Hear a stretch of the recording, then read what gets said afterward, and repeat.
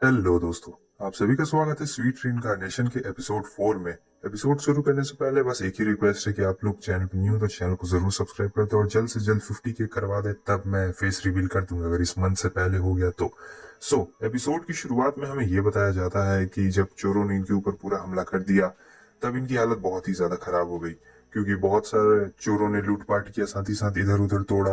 अब यहाँ पर हम दिखाया जाता है कि घर भी बहुत सारा जल गया रहता है और इनके पास इतने ज्यादा पैसे भी नहीं रहते हैं ठीक करने के लिए, और सभी लोग को काफी ज्यादा दिक्कत आ रही होती है। और सिर्फ यही बात नहीं रहती, विंटर सीजन भी अब आ रहा होता है, तो और भी ज्यादा ये लोग थोड़ा सा पैसों की तंगी चल रही होती है और बहुत ज्यादा ही दिक्कत हो रही होती है। इनका ट्रेजर लगभग पूरी तरीके से खत्म हो ही चुका रहता है। और वो जो चोर था, चोरों का लीडर, उसके सर के ऊपर 200 गोल्ड कॉइन्स का इनाम था। हालांकि इन लोगों ने उसे छोड़ दिया, जाने दिया, लेकिन अब नहीं मिल सकता है वो। तब यहाँ पर जो पेस्ट्री रहता है वो अपने फादर से कहता है कि आप अपने मदर फादर से हेल्प क्यों नहीं मांगते हैं। तब उसके फादर कहता है कि नहीं, मैं मदद नहीं मांग सकता हूँ। ऐसा इसलिए क्योंकि मैंने बहुत लंबे वक्त पहले ही उनसे कनेक्शन तोड़ दिया और अभी पैसों के लिए बिल्कुल भी नहीं मांग सकता हूँ। बात तो ये रहती है कि जब इसके फादर और मदर की शादी हो रही थी, ये एक अरेंज मैरिज थी, लेकिन फिर भी लोग इसके लिए नकार रहे थे। इसकी अपनी एक अलग वजह थी, लेकिन फिर भी इन्होंने शादी कर ली अपनी मर्जी से। ये एक लव मैरिज ही एक तरीके से। और ये पूरा चिढ़ा रहा होता है कि क्या मस्त इनका लव मैरिज का जोड़ी था। और फिर यहाँ पर ये सोच रहा होता है कि क्या अरेंज मैरिज की दुनिया में, मतलब इतना पुराना जमाना में, लव मैरिज हो गया। इसीलिए सभी लोग इन दोनों से नाराज थे और फिर ये लोग दोनों छुप गए। सीन चेंज होता है, इधर हमें दिखाया जाता है कि वो अपने दोस्तों के पास आ चुका रहता है और बैठकर इसी चीज के बारे में बात कर रहा होता है कि हमें और भी ज्यादा पैसे चाहिए, क्योंकि अभी इनकी हालत खराब है और साथ ही साथ इनका जो फील्ड है ये भी तैयार है, लेकिन इसके लिए बहुत सारे आदमियों की जरूरत पड़ेगी, जिसके लिए पैसे भी काफी ज्यादा लगने वाले हैं। तब वो लोग आइडिया देते हैं कि तुम पाई क्यों नहीं बनाते हो जैसा पिछले बार बनाया था।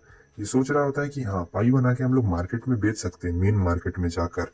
और सोच रहा होता है कि बहुत ही ज्यादा मजा आएगा पाई बनाने में और तरह तरीके की चीजें। लेकिन फिर कहता है कि ना ही छोड़ो, बहुत ही ज्यादा दिक्कत हो जाएगा, क्योंकि इनके पास सामान भी तो नहीं रहता, ढेर सारा एप्पल भी तो चाहिए रहता है इन्हें। और फिर ये लोग ऐसे ही मैजिक के बारे में बात करने लगते हैं। तब यहाँ पर जो लूई रहती है कह रही होती है कि हाँ हाँ, बहुत ही अच्छा जोक मार लेते हो। और यहाँ पर इन दोनों का वापस से शुरू हो चुका रहता है, लूमी और मार्क। आपको तो पता ही है इन दोनों का सीन क्या है, ये दोनों हस्बैंड और वाइफ हैं, ऐसे अभी फिलहाल कहने के लिए है। फिर ये लोग अपना ऐसे ही बात करने लगते हैं। तब लूमी कहती है कि चलो कुछ ड्रॉ करते हैं, बहुत ही ज्यादा मजा आएगा। और फिर ये जो पेस्ट्री रहता है कह रहा होता है कि हाँ, क्यों नहीं, चलो ड्रॉ करो तुम दोनों और मैं अपने मैजिक की मदद से देखता हूँ कि आखिर तुम लोग के लिए क्या कर सकता हूँ। तो फिर ये दोनों ड्रॉ करना शुरू करते हैं, जहां पर दोनों ने अपना अलग अलग चीज बनाया रहता है और फिर इसी चीज को लेकर दोनों झगड़ने भी लगते हैं कि किसका ज्यादा बेहतर है, किसका ज्यादा खराब है। लेकिन पेस्ट्री कहता है तुम दोनों शांत हो जाओ। फिर वो दोनों को एक जगह पे इकट्ठा करता है, अपनी मैजिक पावर का इस्तेमाल कर रहा होता है। जब वो अपने मैजिक पावर का इस्तेमाल करता है तो दोनों ने जो चीज ड्रॉ की रहती है वो किसी टैटू की तरह इनके हाथ के ऊपर आके चिपक जाता है, और ये मिटाने से भी नहीं मिट रहा होता है, मतलब एकदम परमानेंट मार्कर जैसा चीज हो जाता है। तब यहाँ पर लूमी का एक और आइडिया आता है।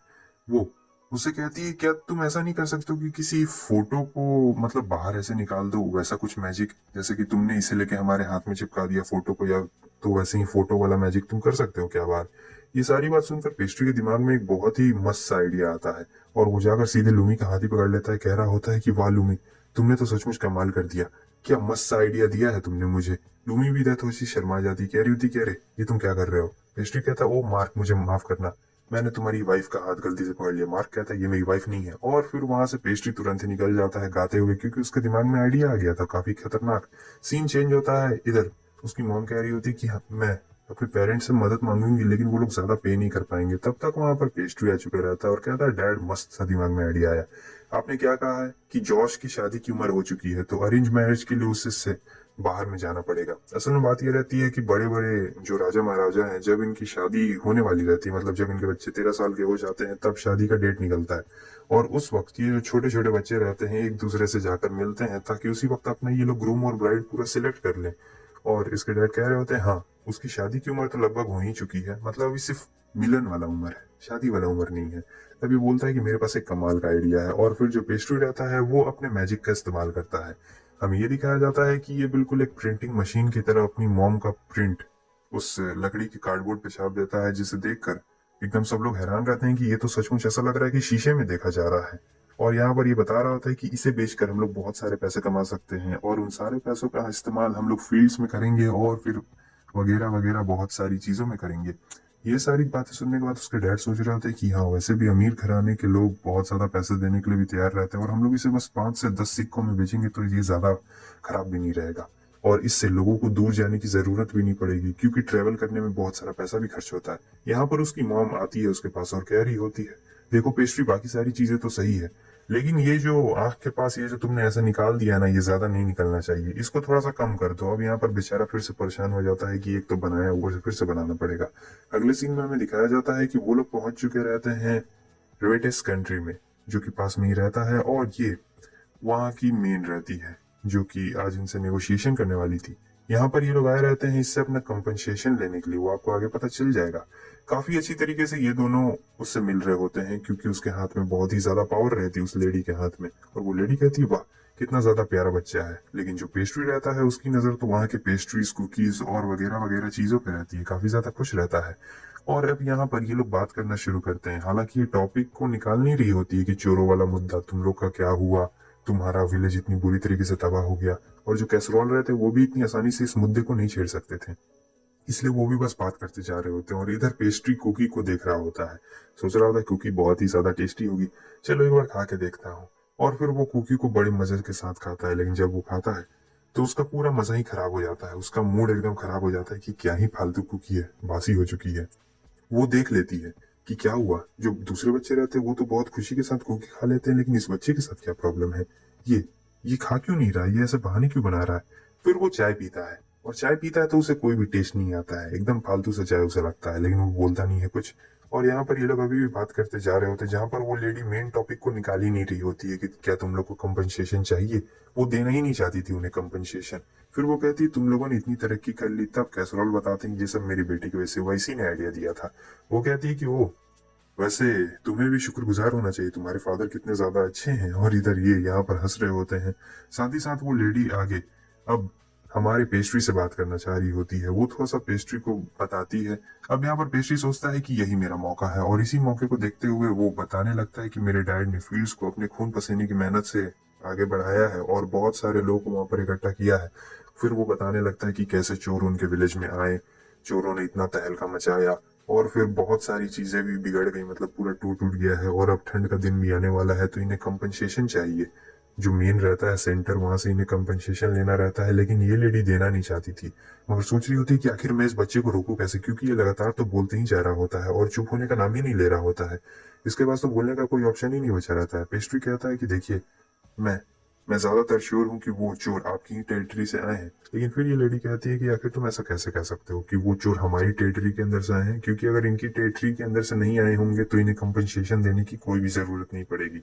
लेकिन जो हमारा पेस्ट्री रहता है वो कह रहा था कि नहीं, वो आपकी टेरिटरी से ही अंदर में आए हैं। लेडी मानने को तैयार नहीं रहती, कह रही होती तुम्हारे पास क्या कोई प्रूफ है, प्रूफ है तब तुम मुझे बताओ। तभी कैसरोल अपने साथ एक स्वॉर्ड को लेकर आए होते हैं। वो जब उस पे से कपड़ा वो हटाते हैं तब वहां पर एक क्रेस्ट लगा रहता है, जो कि इन्हीं का फैमिली का मेन क्रेस्ट रहता है। और जिसे देखने के बाद वहां का एक गार्ड कहता है अरे ये तो मेरे आदमियों में से एक का है। अब साफ साफ एकदम खुलासा हो चुका रहता है कि जो चोरों का लीडर था वो इन्हीं के कंट्री से मतलब गुजरा था, मतलब इन्हीं के देश से भागा था, तो अब इनके पास कंपनसेशन देने के अलावा और कोई भी रास्ता नहीं बच चुका रहता है। तो वो कहती है चलो एक अप्रोक्सीमेट अमाउंट लगाओ। वो कहता है कि 100 गोल्ड कॉइन्स, और फिर कहती है नहीं कम है, तो वो थोड़ा और आगे बढ़ा देता है 130। और फिर उसे और भी ज्यादा परेशान कर रहा होता है पेस्ट्री। तब 150 पे जाकर बात यहाँ पर फाइनल हो चुकी रहती है कि 150 गोल्ड कॉइन्स उन्हें देने होंगे, क्योंकि अगर ये बात बाहर आ गई कि इतनी बड़ी कंट्री, मतलब जहाँ पर इतने सारे सैनिक है, वहां से चोर चक के जेल तोड़ के बाहर निकल जा रहे हैं, तब तो बहुत ही ज्यादा बेइज्जती हो जाएगी। और इसी बेइज्जती को बचाने के लिए ये उन्हें 150 गोल्ड कॉइन्स देने के लिए भी तैयार हो चुकी रहती है। ये बात सुनकर तो दोनों बाप बेटे बहुत ही ज्यादा खुश रहते हैं, क्योंकि इनका मिशन भी यही रहता है कि जितना ज्यादा हो सके ले ले। अब यहाँ पर वो हमारे पेस्ट्री को देख रही होती है, वो वहां पे कॉइन्स गिन रहा होता है, सोच रही होती है कि असल में ये काम तो फादर का रहता है, लेकिन ये छोटा बच्चा इतनी कम उम्र में ही ये सब कैसे कर रहा है। मतलब सिर्फ देखने में छोटा लग रहा है, लेकिन इसका जो दिमाग है वो तो बिल्कुल किसी बड़ों की तरह लग रहा है। अब सारा काम वहां पर हो चुका रहता है, उन लोगों ने सारे पैसे गिन लिए रहते हैं, सभी लोग बहुत ही ज्यादा खुश रहते हैं। सभी लोग नहीं, सिर्फ 2 लोग खुश रहते हैं। अब यहाँ पे इनका जाने का वक्त आ चुका रहता है, लेकिन लेडी कह रही होती अरे बेटा, आपने तो मुझे अपना नाम बताया ही नहीं, इंट्रोडक्शन ही नहीं दिया। तब यहाँ पर पेस्ट्री अपने इंट्रोडक्शन दे रहा होता है कि उसका नाम पेस्ट्री है और इसके फादर ये हैं, इसकी मदर ये है और इसकी बहन ये है, अपना पूरा इंट्रोडक्शन नाम वाम दे देता है। फिर वो कहती मैं तुमसे एक बात पूछूं, मुझे तुमसे ये पूछना, क्या तुम्हें हमारे कुकीज अच्छे नहीं लगे थे क्या? क्योंकि तुम्हारे चेहरे का रिएक्शन देख के लगता नहीं है कि तुम्हें वो कुकीज अच्छे लगे थे। वो कहता है कि जी नहीं, बात ऐसी नहीं है, बात है ठीक है, आपकी कुकीज अच्छी हैं, लेकिन अगर कुकीज देखिए थोड़ा गर्म हो, और फिर वो उन्हें रेसिपी ही बताने लगता है, क्योंकि ये तो रहता है शेफ। और शेफ पूरा एकदम अपना रेसिपी बता रहा होता है कि देखिए कुकीज अगर थोड़ी गर्म हो और उसे ऐसे चाय के साथ, मतलब ये कुकीज को सर्व किया जाए तो वो ज्यादा बेहतर टेस्ट देगा, ये नहीं कि चाय के साथ पेस्ट्री खाया जाए हम लोग।